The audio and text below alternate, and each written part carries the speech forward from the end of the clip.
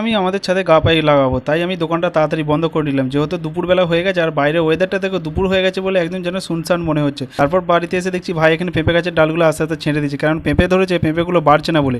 আর আমি এখানে বসে বসে ফপর দালালি মারছি। তারপর দেখো ভাই এখানে ছাদে উঠে পড়েছে, উঠে পড়ে এখানে সর্ষের তেল লাগাচ্ছে এল পাইপটাতে, এল পাইপটা সর্ষের তেল লাগিয়ে, আর এখানে একটা ছোটো পাইপ আছে, এখানে জয়েন করে দেবে পাইপটা দিয়ে। আর এখন দেখো ভাই দেখো হাত ভালো করে জয়েন করে দিচ্ছে, আর নিচে গা পাইপটা আছে, গা পাইপটা আমি নিচে থেকে লাগাবো। আর গা পাইপটা দেখো এখানে ক্লাম দুটো আমি নিচের আগে লাগিয়ে দিচ্ছি, কেননা ঝড় বৃষ্টির কারণে ক্লামগুলো ওদিক খুলে যেতে পারে, সেই কারণের জন্য লাগিয়ে দিচ্ছি। আর আমাদের ডিয়ালটা দেখো কি অবস্থা, দেখো শ্যাওলা পরে এবার যাচ্ছে তাই হয়ে গেছে। আর এখানে দেখো সিমেন্টটা কিছু আটকে গেছে, সেই কারণের জন্য যাচ্ছে না। বাড়ি করার পর টাকা পয়সা এতটাই অভাব যাচ্ছে, তাই গা পাইপ লাগাতে এতটা দেরি হয়ে গেল। গা পাইপটাতে আমি ওপরের ক্লামটা লাগাচ্ছি আর নিচে থেকে ক্লাম তো লাগিয়ে দিয়েছি। তারপর এখানে মাটিটা একটু ভালো করে খুঁড়ে দিচ্ছি, যাতে না জল অন্যদিকে চলে যায় আর রাস্তার দিকে জলটা যাতে চলে যায়। তারপর আমি বিকেলবেলা রেডি হয়ে বেরিয়ে পড়েছি মহিন্দারের মেলা। মহিন্দারের মেলা এখনো প্রচুর আছে। আমি মমতা ভাই চলে এলাম মহিন্দারের মেলা দেখতে। তারপর মেলা ঘোরার পর একটা রোলের দোকানে চলে এলাম। তো রোল খেতে খেতে আজকের মিনি ব্লগটা এখানেই শেষ করলাম।